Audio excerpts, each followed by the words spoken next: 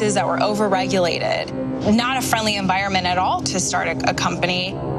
My family stopped ranching about 7 years ago. The regulations became so overbearing that the ranch was slowly sold off. I lost businesses because of these regulations. The factories in our town closed. The businesses in our towns have shut. It got to the point finally that Middle America needed help. President Trump came in and was able to shed light on an area that had been so long left behind. Tax Cuts and Jobs Act was huge, especially for a community like ours that has a lot of small businesses, manufacturing, deregulation, fair trade, real life policy changes that affected real Americans. An amazing opportunity to get ahead, to have our businesses, to have our children educated, of school choice. That is something that's huge for parents right now, especially Black moms whose kids are trapped in failing school districts. Before COVID hit, Black unemployment rate was at the lowest ever. I've seen the numbers of employees go up, and they're earning a lot more for their family than what they had previously.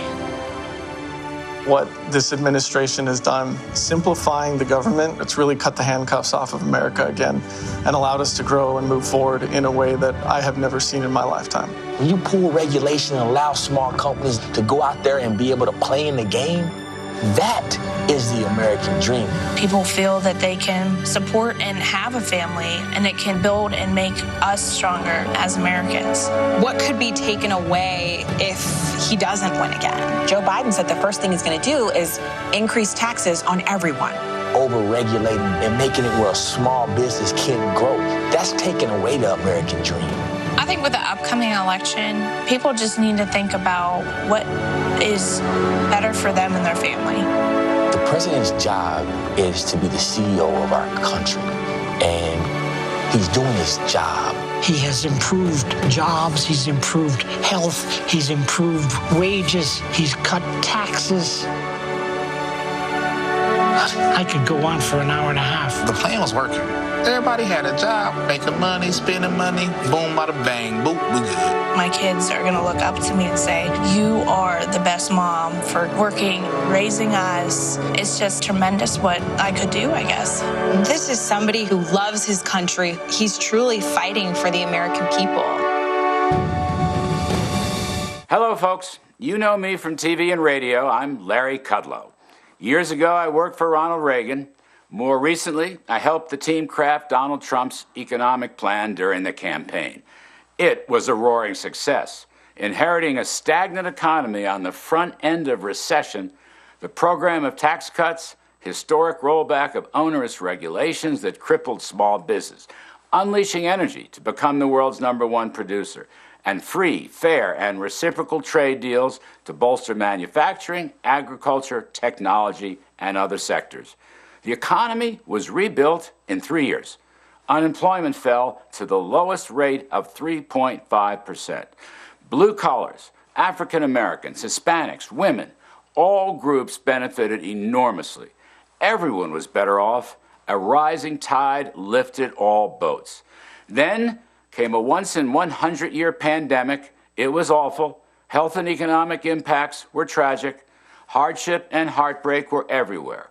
But presidential leadership came swiftly and effectively with an extraordinary rescue for health and safety to successfully fight the COVID virus. A great bipartisan rescue also saved the economy. Right now, our economic health is coming back. With emergency spending and tax cuts, Americans are going back to work.